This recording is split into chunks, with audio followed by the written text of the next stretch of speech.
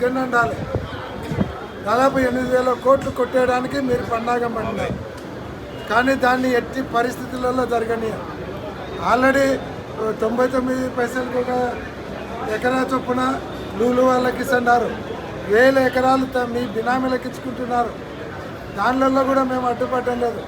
కానీ ఇది పేద ప్రజల ఆరోగ్యానికి సంబంధించినటువంటి విషయంలో మీరు దీన్ని దోచుకుంటామంటే ఒప్పుకునేటువంటి ప్రసక్తే లేదు. దీని మీద పోరాటం చేస్తాం. 500 కోట్ల ఆస్తి ఒక్కొక్క మెడికల్ కాలేజీ, సంవత్సరానికి 5,000 బాడెక్కు తీసుకోనికి మీ నాన్నగారు సొమ్ము అనుకుంటున్నారా మీరు? కాబట్టి దీన్ని మేము పూర్తిగా వ్యతిరేకిస్తున్నాం. వైఎస్ఆర్ కాంగ్రెస్ పార్టీ విద్యార్థులను అలాగే ప్రజలను అందరినీ కూడా కలుపుకొని పోరాటం చేస్తాం. అవసరమైతే రేపు 26వ తేదీన 1,000 సంతకాలతో గవర్నర్ గారిని కలిసి 1,000 సంతకాలు గవర్నర్ గారికి ఇస్తాం. అప్పటికి గవర్నర్ కార్యాలయం మొట్టకాయలతో మీ